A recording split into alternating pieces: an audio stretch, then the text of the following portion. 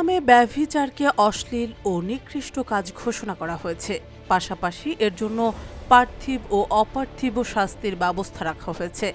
বিবাহিত ব্যভিচারী ও ব্যভিচারিণীকে আমৃত্যু পাথর নিক্ষেপ করার নির্দেশ দেওয়া হয়েছে। অর্থাৎ ইসলামী শরীয়তে ব্যভিচারী বিবাহিত হলে তার শাস্তি রজম বা পাথর নিক্ষেপে মৃত্যুদণ্ড, আর অবিবাহিত ব্যভিচারী ও ব্যভিচারিণীকে ১০০ বেত্রাঘাত করার নির্দেশ দেওয়া হয়েছে।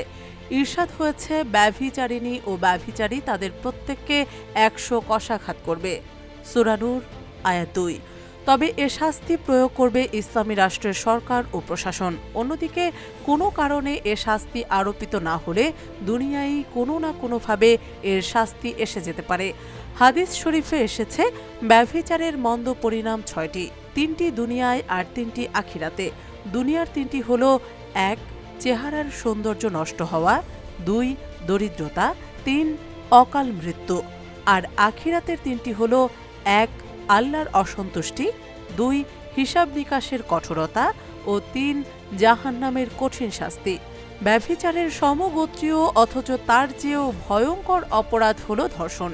ইসলামে ব্যভিচারের পাশাপাশি ধর্ষণও কবিরা গুনাহের অন্তর্ভুক্ত। কোনো ব্যক্তি যদি ধর্ষণের শিকার হয় তাহলে তার সর্বপ্রথম করণীয় হল সম্ভব হলে তা প্রতিরোধ করা।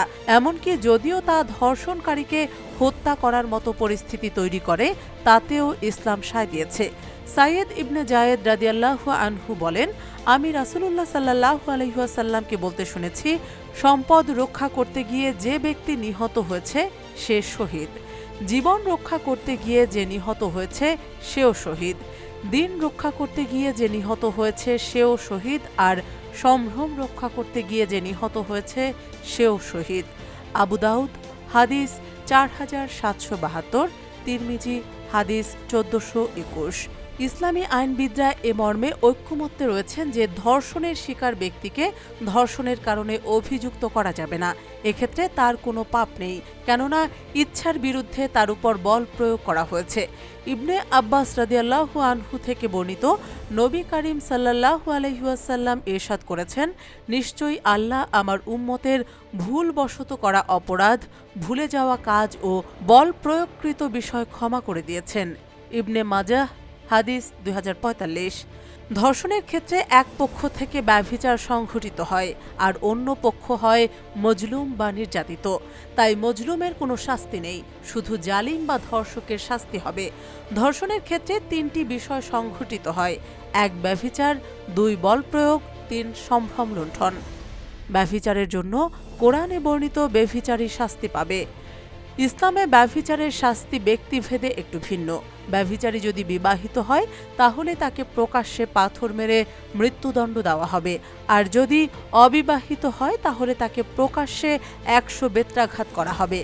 হানাফি, শাফিঈ ও হাম্বলি মাযহাব মতে ধর্ষণের জন্য ব্যভিচারের শাস্তি প্রযোজ্য হবে। তবে ইমাম মালিক রাহমাতুল্লাহি আলাইহি এর মতে ধর্ষণের অপরাধে ব্যভিচারের শাস্তির পাশাপাশি মুহারাবার শাস্তি প্রয়োগ করা হবে। মুহারাবা হল অস্ত্র দেখিয়ে বা অস্ত্র ছাড়াই ভীতি প্রদর্শন করে ডাকাতি করা বা লুণ্ঠন করা। এক কথায় মুহারাবা হল পৃথিবীতে অনাচার সৃষ্টি, লুণ্ঠন, নিরাপত্তা বিঘ্নিতকরণ, ত্রাসের রাজ্য কায়েম করা ইত্যাদি। পবিত্র কুরআনে মহান আল্লাহ মুহারাবার শাস্তি এভাবে নির্ধারণ করেছেন: যারা আল্লাহ ও তাঁর রাসূলের বিরুদ্ধে যুদ্ধ করে এবং দুনিয়ায় ধ্বংসাত্মক কাজ করে বেড়ায়, তাদের শাস্তি হচ্ছে তাদের হত্যা করা হবে অথবা শুলে চড়ানো হবে বা তাদের হাত পা বিপরীত দিক থেকে কেটে দেওয়া হবে কিংবা দেশ থেকে নির্বাসিত করা হবে। এটি তাদের পার্থিব লাঞ্ছনা, আর পরকালে তাদের জন্য রয়েছে কঠিন শাস্তি। সূরা মাইদা আয়াত ৩৩। এ আয়াতের আলোকে মালিকি মাযহাবে ধর্ষণের শাস্তিতে মুহারাবার শাস্তি যুক্ত করার মত দেওয়া হয়েছে। আমরা মনে করি, সমাজে ধর্ষণ মহামারীর আকার ধারণ করলে সমাজ থেকে ধর্ষণ সমূলে নির্মূল করার লক্ষ্যে এ শাস্তি প্রয়োগ করা জরুরি। আল মুগনি ৮/৯৮। আর যদি ধর্ষণের সঙ্গে হত্যাজনিত অপরাধ যুক্ত হয় তাহলে ঘাতকের একমাত্র শাস্তি মৃত্যুদণ্ড। সবশেষে একটি বিষয় স্মরণ রাখা জরুরি: সমাজ থেকে ব্যভিচার ও ধর্ষণ সমূলে নির্মূল শুধু দণ্ডবিধি ও আইনের কঠোরতার মাধ্যমে সম্ভব নাও হতে পারে, দণ্ডবিধি ব্যভিচার ও ধর্ষণ উপশমের একটি উপায়, কিন্তু সবার আগে প্রয়োজন আত্মশুদ্ধি, খোদাভীতি ও তাকওয়া ভিত্তিক সমাজ।